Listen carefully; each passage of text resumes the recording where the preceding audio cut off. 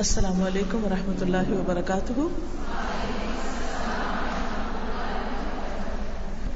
نحمده ونصلي على رسوله الكريم اما بعد فاعوذ باللہ من الشیطان الرجیم. بسم اللہ الرحمن الرحیم. رب اشرح لي صدری ويسر لي امری واحلل عقدۃ من لسانی یفقهوا قولی. ہم اور ہمارے بچے. اب ہم بات کریں گے کہ کن طریقوں سے بچوں کی سیلف اسٹیم کو بڑھایا جا سکتا ہے اور اس میں نبی صلی اللہ علیہ وسلم کا طریقہ کار کیا تھا. پہلی چیز، بچوں کی صلاحیت کا ذکر کر کے ان کی خود اعتمادی کو بڑھایا جائے. پیچھے بھی اس کا ذکر ہوا تھا. حضرت انس بیان کرتے ہیں کہ رسول اللہ صلی اللہ علیہ وسلم مدینہ تشریف لائے تو آپ کے ساتھ کوئی خادم نہ تھا، کوئی ہیلپر نہیں تھا. اس لیے ابو طلحہ میرا ہاتھ پکڑ کر رسول اللہ صلی اللہ علیہ وسلم کی خدمت میں لے گئے. یہ 10-11 سال کے بچے تھے. عرض کیا، یا رسول اللہ صلی اللہ علیہ وسلم، انس سمجھدار بچہ ہے. اب یہ جو ہے نا، باپ کہہ رہا ہے انس سمجھدار بچہ ہے. یہ اس کی صلاحیت ہے بچے کی کہ اس کے اندر سمجھداری ہے، وزڈم ہے. یہ آپ کی خدمت کرے گا. اب آپ دیکھیے کہ نبی صلی اللہ علیہ وسلم اللہ کے رسول ہیں، اتنی بڑی شخصیت ہیں، اور ایک 10 سال کا بچہ آپ کو دیا جا رہا ہے کہ یہ آپ کی خدمت کرے گا. اب ہمارے ہاں تو یہ کہ اگر کوئی 10 سال کا بچہ خود سے بھی یہ کہنا کہ میں یہ کام کرنا چاہتا ہوں، تو ماں کہے گی ابھی تم اس قابل نہیں. وہ اللہ کے رسول، وہ اتنی بڑی شخصیت، تم کیا کرو گے؟ تم تو ان کو تنگ کرو گے، چھوڑو پرے. لیکن نبی صلی اللہ علیہ وسلم ان کو کس طرح انکریج کرتے ہیں. حضرت انس بہت سے اس میں واقعات سناتے ہیں. تو پہلا قدم کس نے اٹھایا؟ ماں باپ نے. انہوں نے اپنے بچے کے لیے سوچا کہ یہ اتنا بڑا کام کر سکتا ہے. اس کو انکریج کیا، اور صرف انکریج نہیں کیا، لے گئے ساتھ ہاتھ پکڑ کے نبی صلی اللہ علیہ وسلم کے حوالے کیا. تو ان کو بھی کانفیڈنس دیا کہ اس کو آپ چھوٹا نہ سمجھیں، یہ بہت سمجھدار ہے، چھوٹے ہوتے ہوئے بھی سمجھدار ہے. ایسے بہت سے بچے ہوتے ہیں کہ جو اس عمر میں بہت سمجھدار ہوتے ہیں، لیکن ماں باپ ان کو سمجھدار نہیں سمجھتے، کیونکہ ان کی ایکسپیکٹیشن بہت بڑی ہوتی، بہت ہائی ہوتی، اور وہ ان کو نکما ہی سمجھے چلے جاتے ہیں. تو بچوں کو ان کی خاص صلاحیت کو سامنے رکھ کے کانفیڈنس دیں. حضرت انس کہتے ہیں کہ میں نے آپ کی خدمت سفر اور حضر ہر جگہ کی. میں ہر جگہ آپ کے ساتھ ہوتا تھا، ہر جگہ آپ کی خدمت کرتا تھا. آپ نے مجھ سے کسی کام کے بارے میں جسے میں نے کر دیا ہو یہ نہیں فرمایا کہ تم نے یہ کام اس طرح کیوں کیا، اور کسی کام کے بارے میں جسے میں نہ کر سکا آپ نے یہ نہیں کہا کہ تم نے یہ کام کیوں نہیں کیا.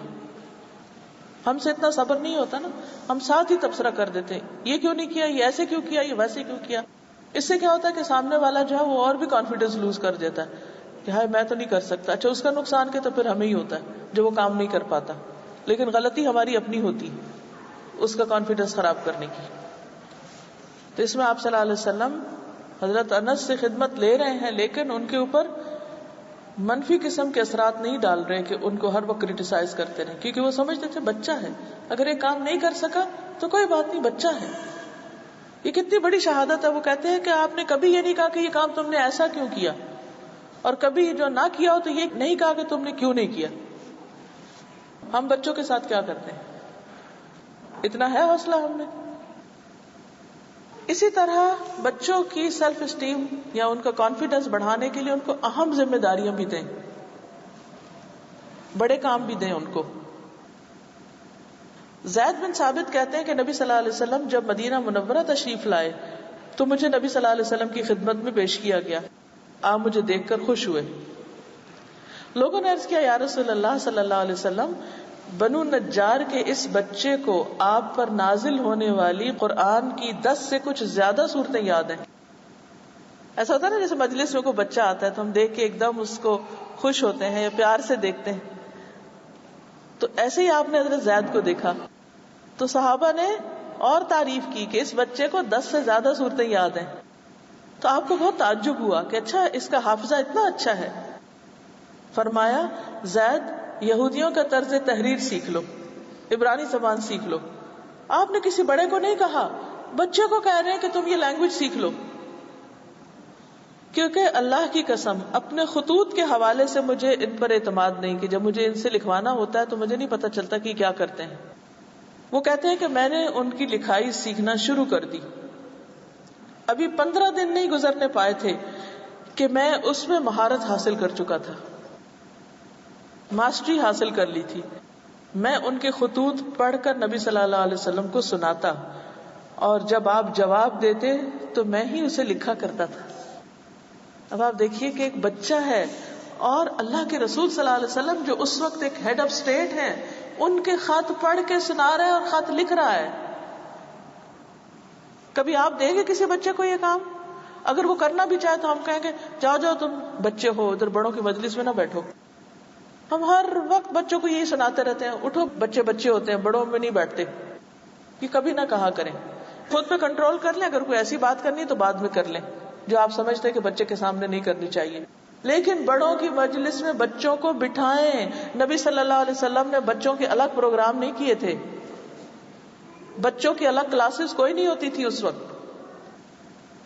آپ نے بڑوں کے بیچ میں ہی بچوں کو سکھایا ہے.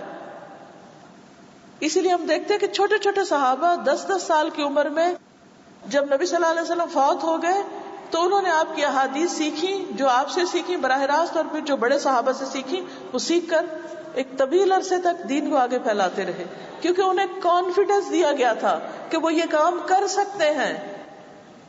ہم کہیں بھی جاتے ہیں بچوں کو الگ کر کے بٹھا دیتے ہیں، اپنی جان سے اتار دیتے ہیں جان چھڑانے کے لیے.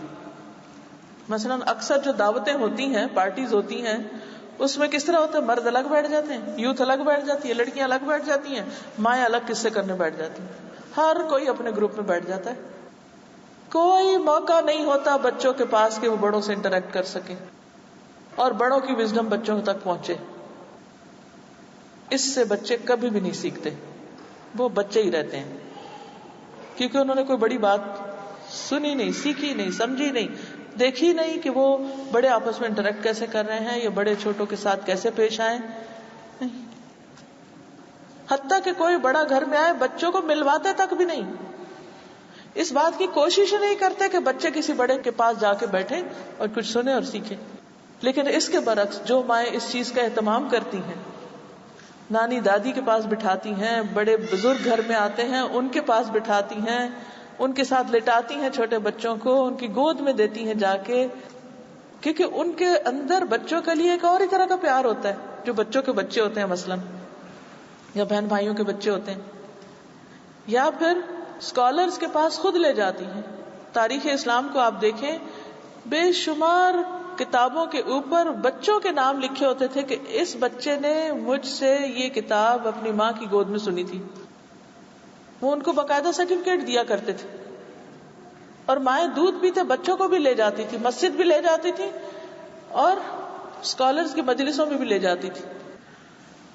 اور بچے چھوٹے ہوتے سن سن کے ان کے اندر پھر ان چیزوں کی محبت پیدا ہو جاتی اور وہ اپنا ایک امیج بنا لیتے کہ ہم نے بھی بڑے ہو کر ایسا کرنا ہے. مجھے اچھی طرح یاد ہے کہ میرا بیٹا بہت چھوٹا تھا ابھی، تو میں ڈاکٹر ذاکر نائک کی کیسٹ لگا دیتی تھی گاڑی میں.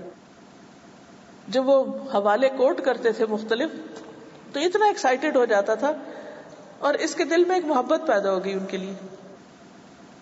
اب جب اللہ نے موقع دیا ان سے ملاقات کا تو جو وہ کہتے تھے بھاگ بھاگ کے سنتا تھا. کیوں؟ کیونکہ اس کے دل میں بچپن سے ایک امیج بیٹھ گیا تھا، ان کی ایک بڑائی بیٹھ گئی تھی، ایک محبت پیدا ہو گئی تھی. تو پہلی چیز ہوتی ہے کسی کے لیے دل میں محبت ڈالنا. جب ہمارے بچے اسکالرز کے پاس جائیں گے نہیں، ان کو سنیں گے نہیں، ان کی محبت ہی نہیں دل میں آئے گی، وہ ان کو کاپی کہاں سے کریں گے، وہ ان جیسے بننے کی کوشش کہاں سے کریں گے، ان کی بات کیسے مانیں گے.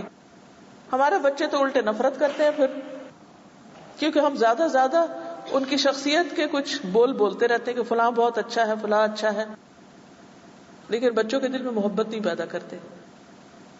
تو یہ بہت ضروری ہے کہ بچوں کو بزرگوں سے ملوائیں، تب وہ بڑوں کی عزت کرنا سیکھیں گے. ان کے پاس بٹھائیں. اور بزرگوں کو بھی یہ کہوں گی کہ جب بچے مجلس میں آئے تو خدا کے لیے اپنی باتیں چھوڑ دیں، پھر ان کے انٹرسٹ کی بات کریں، ان کے لیول پر اتر آئیں. بچے ہماری مجلس میں کیوں نہیں آنا چاہتے معلوم ہے آپ کو؟ کیونکہ جب وہ آ کے بیٹھتے بھی ہیں تو ہم ان کو نہیں توجہ دیتے، ہم اپنی باتیں کیے چلے جاتے ہیں، اور وہ بےچارے اگنور ہو جاتے ہیں اور پھر وہ بور ہو جاتے ہیں اور بات ختم. تو غلطی کس کی؟ اور پھر ہم بلیم کرتے ہیں ان کو دین سے کوئی دلچسپی نہیں، ان کو کسی بڑے کام سے کوئی دلچسپی نہیں. حضرت عمر رضی اللہ تعالی عنہ ابن عباس کو بڑوں کی مجلس میں بٹھاتے تھے اور ان کے سامنے ان سے سوال بھی کرتے تھے، وہ بچوں کو اہمیت دیتے تھے. ابن عباس کہتے ہیں کہ عمر بن خطاب مجھے بوڑھے بدری صحابہ کے ساتھ مجلس میں بٹھاتے تھے، خاص طور پر بلا کے. بعض کو اس میں بڑا اعتراض ہوا تو انہوں نے حضرت عمر سے کہا کہ آپ مجلس میں ہمارے ساتھ بٹھاتے ہیں اس کے جیسے تو ہمارے بھی بچے ہیں. فوراً ہم کہتے ہیں کہ اس بچے کی کیوں اتنی امپورٹنس، ہمارے بھی تو بچے ہیں، پھر وہ بھی آیا کرے. عمر رضی اللہ عنہ نے کہا کہ اس کی وجہ تمہیں معلوم ہے کہ کیوں بٹھاتا ہوں. پھر انہوں نے ایک دن ابن عباس کو بلایا، انہی بڑے صحابہ کے ساتھ بٹھایا. ابن عباس کہتے ہیں کہ میں سمجھ گیا کہ آپ نے مجھے انہیں دکھانے کے لیے، کچھ سمجھانے کے لیے بلایا. پھر آپ نے ان سے پوچھا کہ اچھا اللہ تعالیٰ کی اس آیت کے بارے میں تمہارا کیا خیال ہے، اذا جاء نصر اللہ والفتح، جب اللہ کی مدد اور فتح آ پہنچی، یہ سورت کیوں نازل ہوئی تھی؟ تو بعض لوگوں نے کہا کہ جب ہمیں مدد اور فتح حاصل ہوتی ہے تو ہمیں اس آیت میں اللہ کی حمد اور استغفار کا حکم دیا جا رہا ہے، اس کی تفسیر کر دی. کچھ لوگ چپ رہے، انہوں نے کوئی جواب ہی نہیں دیا. پھر آپ نے مجھ سے کہا ابن عباس کیا تمہارا بھی یہی خیال ہے، کیا معنی ہے اس آیت کا؟ میں نے عرض کیا نہیں، میں ان سے ڈس ایگری کرتا ہوں. پوچھا تمہاری کیا رائے ہے، یہ بچے ہیں اس وقت. میں نے عرض کی اس میں رسول اللہ صلی اللہ علیہ وسلم کی وفات کی طرف اشارہ ہے. اللہ تعالیٰ نے آپ کو یہی چیز بتائی تھی اور فرمایا کہ جب اللہ کی مدد اور فتح آ پہنچے، یعنی آپ کی وفات کی خبر ہے، اس لیے آپ اب کیا کریں، اپنے رب کی حمد و ثنا اور استغفار کریں، بے شک وہ بڑا توبہ قبول کرنے والا مہربان ہے. عمر رضی اللہ عنہ نے کہا میں بھی وہی جانتا ہوں جو تم نے کہا، یعنی تم نے صحیح جواب دیا. اب آپ دیکھیے کہ اس سے بچے کی سیلف اسٹیم کہاں گئی ہوگی، کتنا اعتماد پیدا ہوا ہوگا اس میں. اچھا ہم اس میں کیا کہتے ہیں، اچھا تم بڑوں کے سامنے بولتے ہو، اپنی بڑائی جماتے ہو، تم بڑی چیز سمجھتے ہو خود کو، اپنے قابو میں رہو، بیٹھے رہو، چپ رہو، اپنا علم سنبھال کے رکھو، بڑوں کو بے ادبی کر رہے ہو. یہ بے ادبی نہیں ہے، یہ بچے کی سیلف اسٹیم کو بڑھانا ہے.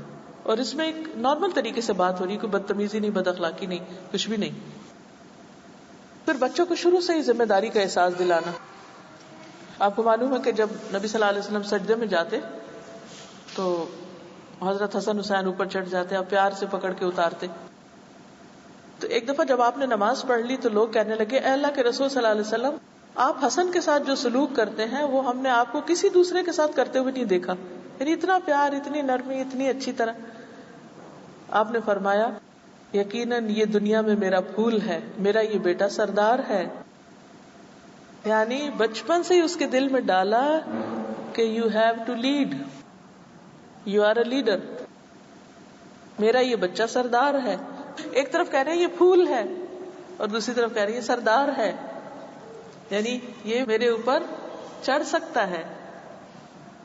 یعنی صحابہ کو دیکھ کے تعجب ہوا نا کہ آپ اتنی بڑی شخصیت ہے، نماز لیڈ کر رہے ہیں اور یہ بچہ آ رہا ہے، اوپر چڑھتا ہے، آپ اس کو اٹھا کے نیچے رکھتے ہیں اور پھر اس کو اتنی امپورٹنس دیتے ہیں. تو ایک دن لوگوں نے پوچھ ہی لیا کہ بھی، تو آپ نے فرمایا یہ میرا پھول ہے، یہ سردار ہے. تو آپ بچوں کو جو بنانا چاہیں، آپ بچپن سے پازیٹیو سٹروکس آف اینڈ آن دیتے رہیں. مثلا میں اپنے بچے کو بہت چھوٹا تھا کہتی تھی میرا بچہ حافظ بنے گا، عالم بنے گا، نیک بنے گا، ایسا بنے گا، ویسا بنے گا. ابھی تک بنا تو کچھ نہیں، لیکن امیدیں جو ہیں اور وہ پازیٹیو سٹروکس ابھی بھی جاری ہیں. میں اسے کہنے کے بجائے کہ تم یہ بنو، میں کہتی یا اللہ میرے بیٹے کو یہ بنا دے. اب اس کو انڈائریکٹ میسج مل رہا ہے کہ میری ایکسپیکٹیشن اس سے کیا ہے، لیکن اسے برڈن نہیں کرتی اور کبھی مایوس بھی نہیں ہوتی. ابھی تک حافظ نہیں بنا، لیکن میں کہتی ہوں کوئی بات نہیں، میری نیت تو ہے، میری تمنا تو ہے. شاید اس کو کبھی ہو سکتا ہے 40 سال کی عمر میں اس کو خیال آ جائے کہ میری ماں کیا چاہتی تھی. کئی لوگ بوڑھے ہو کے بھی کر لیتے ہیں. کبھی بھی مایوسی نہیں. تو جو آپ اس کو بنانا چاہتے ہیں